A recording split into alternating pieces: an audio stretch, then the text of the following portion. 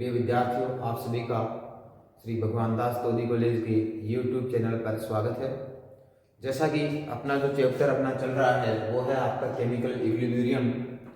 Chemical equilibrium जिसको अपन लोग बोलते हैं रासायनिक साम्य, जिसको अपन लोगों ने कहा है रासायनिक साम्य। प्रीवियस क्लास में अगर आप लोगों से बात की जाए तो अपन लोगों ने बात की थी, इंपॉर्टेंट रूल था गुलबर्ग एवं वागे का, गुलबर्ग एवं वागे का द्रव्य क्रिया अनुपाती नियम। क्या था? गुलबर्ग एवं वागे का द्रव्य क्रिया अनुपाती नियम, जिसके आधार पे अपन लोगों ने बात की, वेग नियतांक की बात की थी। वेग नियतांक की इकाई होती है उसके बारे में डिस्कस किया था। ठीक है, अब देखिए अगर अपन लोग बात करें तो इस पे आपके एग्जाम में कई क्वेश्चन बनते हैं। प्रीवियस क्लास में मैंने आपको बताया था, अपना समय कंप्लीट हो गया था, वहां अगर अपन बात करें तो आपके एग्जाम में मान लीजिए कोई इस तरीके से आप लोगों से पूछ गया कि किसी रासायनिक अभिक्रिया में, क्वेश्चन मान लीजिए ऐसे बन गया आपका कि किसी रासायनिक अभिक्रिया में, किसी रासायनिक अभिक्रिया में, किसी रासायनिक अभिक्रिया में, ठीक है, कैसा भी क्वेश्चन आप लोगों से बने, मैंने ये कहा किसी रासायनिक अभिक्रिया में अभिकारक अणु की सांद्रता दुगुनी करने पर, अभिकारक अणु की सांद्रता, अभिकारक अणु की सांद्रता, अभिकारक अणु की सांद्रता दोगुनी करने पर, दोगुनी करने पर,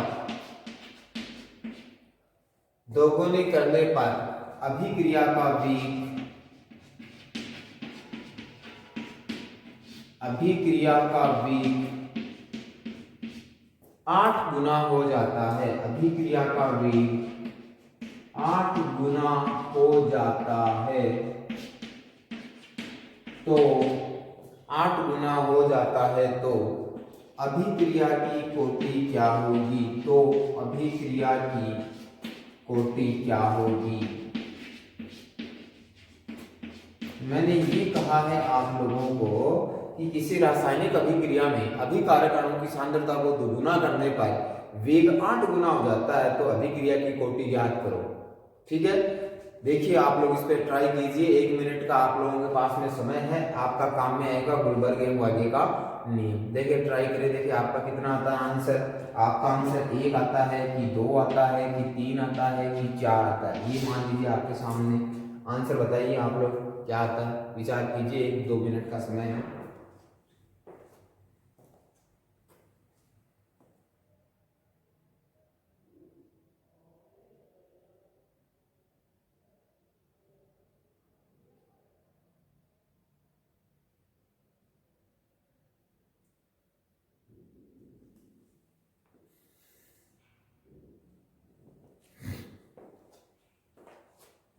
देखिए अपन सॉल्व करते हैं इसको।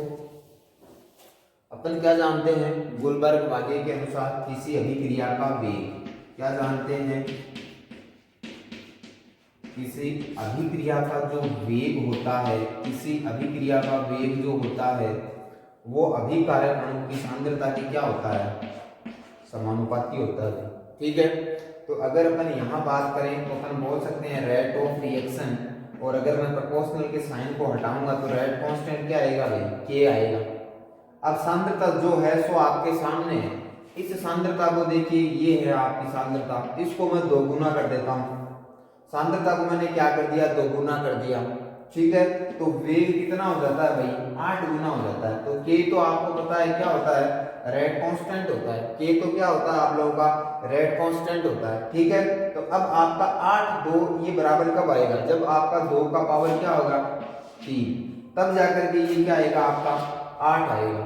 आई बात समझ में? तो यहाँ पे अभिक्रिया की कोटि की मान कितना होता है आप लोगों का? 3। अभिक्रिया की कोटि का आंसर क्या आएगा, के आएगा, क्योंकि अभिक्रिया की कोटि की परिभाषा आप लोगों ने फर्स्ट ईयर से पढ़ रखी है कि सांद्रता पदों के घातांकों का योग जो होता है वो किसी भी अभिक्रिया की क्या होती है, कोटि होती है। अब यहाँ पे केवल एक ही अभिकारक अणु है तो इसकी सांद्रता पद का घातांक कितना है, 3 है, तो ये 3 क्या हो जाएगा, उस अभिक्रिया की कोटि हो जाएगा। समझ में आया? एक बार फिर मैं आपको बता देता हूँ, ऐसा क्वेश्चन अगर आपके एग्जाम में आता है तो आप लोग क्या याद रखोगे, गुलबर्ग एवं वाली के नियम को। वो क्या बोलता है, अभिक्रिया का वेग जो है वो अभिकारकों की सांद्रता के गुणनफल के समानुपाती होता है। तो यहाँ तो अभिकारक अणु ही एक ही है, तो ये इसके समानुपाती का चिन्ह हटाओगे तो रेट कांस्टेंट के आ जाएगा।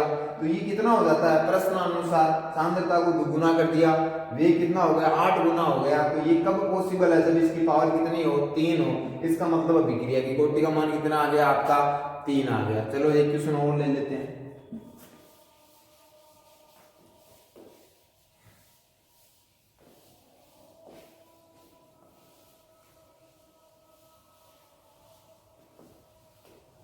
नेक्स्ट क्वेश्चन आप लोगों का ये है, एक रासायनिक अभिक्रिया में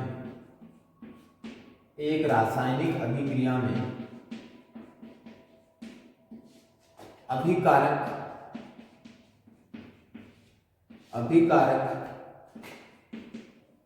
ए की सांद्रता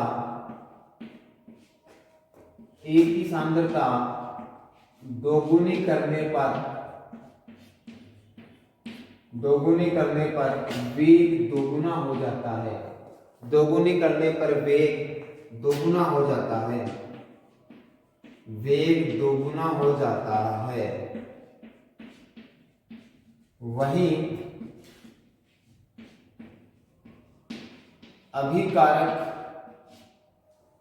ए की सांद्रता को नियत रख करके बी की सांद्रता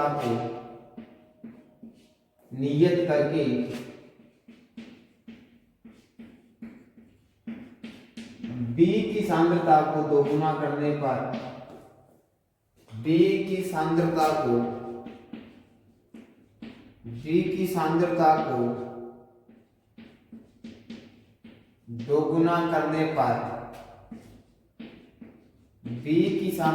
दोगुना करने पर वेग 4 गुना हो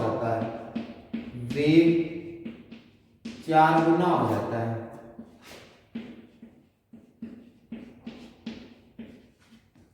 अभिक्रिया की कोटि ज्ञात करो। अभिक्रिया की कोटि ज्ञात करो। ये क्वेश्चन की लैंग्वेज थोड़ी और बड़ी हो जाती, यहाँ पे एक शब्द और जुड़ जाएगा आप लोगों का कि ए की सांद्रता को दोगुनी करने के दौरान अपने बी की सांद्रता को क्या रखेंगे, नियत रखेंगे। ठीक है, आप लोग लगाइए अपना लॉजिक। एक बार फिर आप लोगों के पास में 1 से 2 मिनट का समय है, देखिए आप लोग इसको किस तरीके से सोल्व करते हो। ये आपका लास्ट न्यूमेरिकल रहेगा, इसके बाद में अपन एक्सोथर्मिक और एंडोथर्मिक रिएक्शंस पे आ जाएंगे।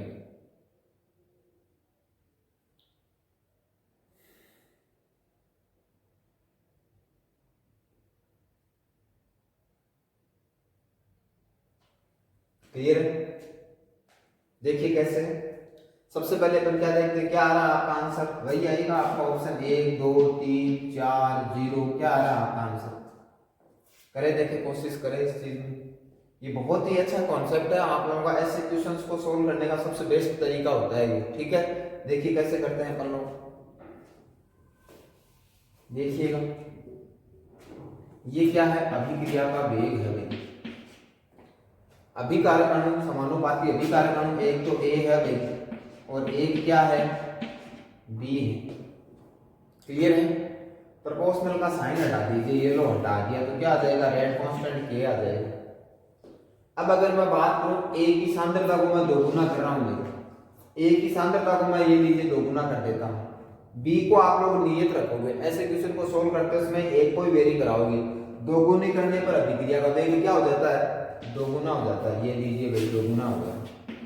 इसका मतलब ए को दोगुना करने पर वेग भी दोगुना है, तो इसका मतलब इसका पावर क्या है आप लोगों का, वही है। तो इसका पावर क्या है आपका, 1, तभी तो ये इसके बराबर आएगा, 2 इसके क्या आएगा, बराबर आएगा। वही अगर मैं आप लोगों से बात करूं किसको, अगर B की सांद्रता को दोगुना करने पर, ये लीजिए इसकी सांद्रता को भी दोगुना कर दिया, वेग कितना हो जाता है? इस समय इसको आप लोग फिक्स रखोगे तो वेग क्या हो जाता है? 4 गुना हो जाता है। कब पॉसिबल है? जब इसका पावर क्या होता है? 2। तो A के रेस्पेक्ट में अभिक्रिया की कोटि 1 आ गई और B के रेस्पेक्ट में अभिक्रिया की कोटि क्या आ गई आप लोगों का? 2 आ गई। तो कुल अभिक्रिया की कोटि का मान कितना आ गया आप लोगों का?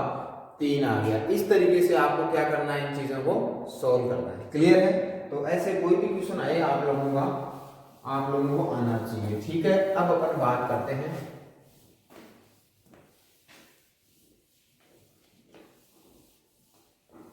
लिखिए आप लोग, लिखिए जो भी आप लोगों ने क्वेश्चन वगैरह सोल्व कर लिया है, इसके बाद में आगे की लाइन से आप लोग लिखिए सामान्यतया रासायनिक अभिक्रियाओं में, सामान्यतया रासायनिक अभिक्रियाओं में, सामान्यतया रासायनिक अभिक्रियाओं में पुराने बंध टूटते हैं, पुराने बंध टूटते हैं तथा नए बंधों का निर्माण होता है। सामान्यतया रासायनिक अभिक्रियाओं में पुराने बंध टूटते हैं तथा नए बंधों का निर्माण होता है, तथा नए बंधों का निर्माण होता है। लिख लिया होगा आप लोगों ने। अगला स्टेटमेंट देखिए क्या बन जाएगा। अगले स्टेटमेंट की बात करेंगे तो अपन कह सकते हैं कि बंध का बनना, बंध का बनना एक ऊष्माक्षेपी अभिक्रिया है, एक ऊष्माक्षेपी अभिक्रिया है। बंध का बनना एक ऊष्माक्षेपी अभिक्रिया है। वहीं बंध का टूटना, वहीं बंध का टूटना, वहीं बंध का टूटना एक ऊष्मा शोषी अभिक्रिया है। वहीं बंध का टूटना एक ऊष्मा शोषी अभिक्रिया है। वहीं बंध का टूटना एक ऊष्मा शोषी अभिक्रिया है। इस चीज को आप लोग हमेशा याद रखोगे और अगला टॉपिक अपना यही होने वाला है कि ऊष्मा शोषी से अपना क्या अभिप्राय होता है और ऊष्मा क्षेपी से क्या अभिप्राय होता है। क्लियर है? तो आप लोग दूसरा पॉइंट है ये भी आप लोग लिख लीजिए, बंध का बनना एक ऊष्माक्षेपी प्रक्रम है, वहीं बंध का टूटना एक ऊष्मा शोषी प्रक्रम है। Bond formation is an exothermic process while bond cleavage is an endothermic process. Clear है? तीसरा आप लोग क्या लिख सकते हो? अब इसको पढ़ेंगे अपन लोग, इसको स्टेटमेंट नहीं ऐसे लिख लीजिए आप लोग, बगैर एरो के लिख लीजिए। कॉमन स्टेटमेंट यहां से स्टार्ट कर सकते हो आप लोग। लिखिए आप लोग, ऊष्मा के आदान प्रदान के आधार पर, ऊष्मा के आदान प्रदान के आधार पर, ऊष्मा के आदान प्रदान के आधार पर, ऊष्मा के आदान प्रदान के आधार पर अभिक्रियाएं दो प्रकार की होती हैं। अभिक्रियाएं दो प्रकार की होती हैं। अभिक्रियाएं दो प्रकार की होती हैं। अभिक्रियाएं दो प्रकार की होती हैं। अभिक्रियाएं दो प्रकार की होती हैं। On the basis of exchange of heat reactions are two type. अभिक्रियाएं दो प्रकार की होती हैं। सबसे पहले आप लोग लिख लीजिए नंबर 1, ऊष्माक्षेपी अभिक्रिया। ऊष्माक्षेपी अभिक्रिया मीन्स क्या हो जाएगा? Exothermic reactions. कौन सा रिएक्शंस? Exothermic reactions. कौन सी अभिक्रिया? एक्सोथर्मिक अभिक्रिया। क्या है? एक्सोथर्मिक अभिक्रिया मतलब ऊष्माक्षेपी अभिक्रिया। ऐसी अभिक्रिया जिसको संपन्न होने के बाद में आपको ऊष्मा की क्या हो? प्राप्ति हो। तो ऐसी अभिक्रिया को अपन क्या बोलेंगे? ऊष्माक्षेपी अभिक्रिया। तो सबसे पहले तो इसकी बेसिक डेफिनेशन है वो आप लोग लिखिए। ऐसी रासायनिक अभिक्रियाएं, ऐसी रासायनिक अभिक्रियाएं, ऐसी रासायनिक अभिक्रियाएं, ऐसी रासायनिक अभिक्रियाएं ऐसी रासायनिक अभिक्रियाएं जिनके पूर्ण होने के दौरान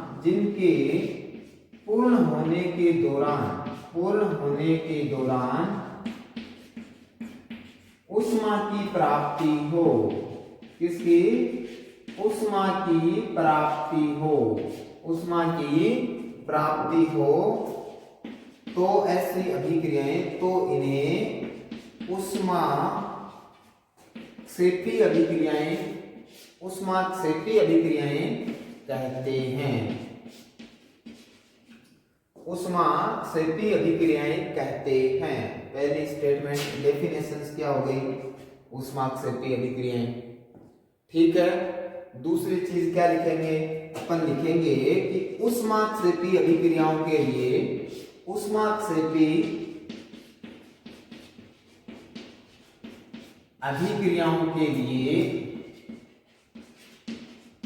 डेल्टा H का मान ऋणात्मक प्राप्त होता है। For exothermic reactions the heat change is always negative. दूसरा स्टेटमेंट क्या बनेगा? हीट चेंज क्या आएगा आपका? नेगेटिव आएगा। मतलब क्या है?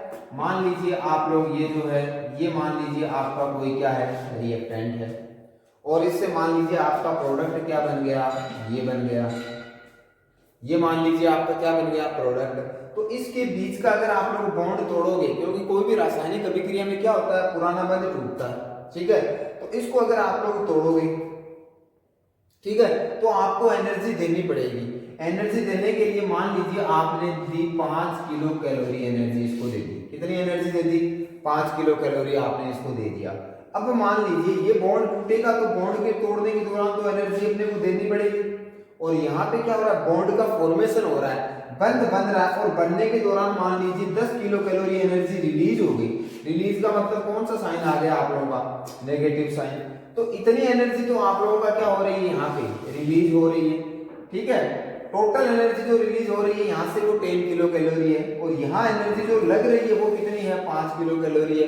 तो ओवरऑल आपको फायदा हो रहा है या नुकसान हो रहा है? भाई अपने को तोड़ने के दौरान तो 5 किलो कैलोरी एनर्जी देनी पड़ रही है, और अपने को जो प्राप्त हो रही है वो 10 किलो कैलोरी है। तो अपने को ओवरऑल कितने का फायदा हो गया? 5 किलो कैलोरी का। यानी कि जो रिलीज होती है तो साइन क्या आएगा? माइनस का साइन आया, तो आपको फायदा होगा। इसका मतलब क्या हो गया? आपको फायदा होने से क्या हो गया? यहाँ पे डेल्टा एच की वैल्यू क्या आएगी? हमेशा नेगेटिव। जब डेल्टा एच नेगेटिव क्यों आएगी? ये नेगेटिव तभी आएगी जब रिलीज होने वाली एनर्जी क्या हो? आपकी ज्यादा हो। ठीक है, तो ज्यादा होगी तो रिलीज होने का मतलब क्या आएगा? ऋणात्मक सिंबल आएगा। तो ऊष्माक्षेपी अभिक्रियाओं के दौरान हमेशा जो एंथैल्पी चेंज आता है, या हीट चेंज, या एनर्जी चेंज आता है, वो हमेशा क्या आता है? आपका ऋणात्मक आता है। आगे बात समझ में। अब देखिए, एक तो ये बंद है, ये बंद आप लोगों का क्या हो रहा है? यहाँ पे इसको अपन तोड़ रहे हैं तो एनर्जी क्या लगेगी? 5 किलो कैलोरी एनर्जी। अब ये बन रहा है तब 10 किलो कैलोरी एनर्जी इसमें रिलीज हो रही है, तो इसको तोड़ेंगे तो कितनी चाहिएगी? उतनी चाहिए जितनी इसमें से रिलीज हुई है। बात समझ में आ रही है? इसको अगर अपन तोड़ते हैं तो कितनी एनर्जी देनी पड़ रही है? 5 किलो कैलोरी। और ये जब रिलीज कर रहा है तो कितना? तो रिलीज कब कर रहा है? जब इसमें बॉन्ड बन रहा है। अगर उल्टा प्रोसेस कराएं, इसको अगर अपन तोड़ें और इसको बनाए, तो इसको तोड़ेंगे तब भी कितनी देनी पड़ेगी?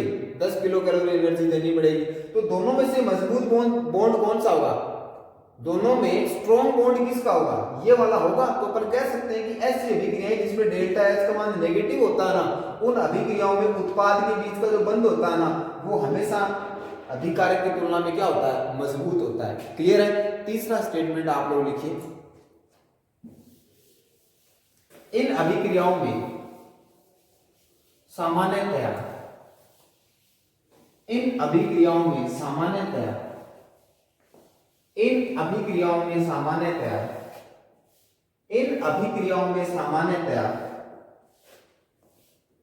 उत्पाद का स्थायित्व, द स्टेबिलिटी ऑफ प्रोडक्ट, उत्पाद का स्थायित्व अभिकारक की तुलना में अधिक होता है।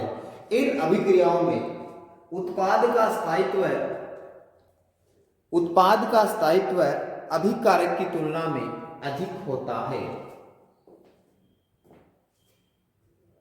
उत्पाद की तुलना में अधिक होता है। क्लियर है? ये हुआ आप लोगों का पॉइंट नंबर 3। ठीक है, आगे की जो अपनी क्लास आएगी उसमें अपन इसके एनर्जी प्रोफाइल डायग्राम की बात करेंगे। ठीक है, आप लोग अगली क्लास में आओ तो इससे आगे का मैटर आप लोग एक बार जरूर देख के आए इक्विलिब्रियम में से। ठीक है, आज आगे की जो क्लास आएगी उनमें अपन डिस्कस करेंगे इसके एनर्जी प्रोफाइल डायग्राम के लिए। आज के लिए इतना ही, मिलते हैं अपन अगली क्लास में, तब तक के लिए आप सभी का धन्यवाद।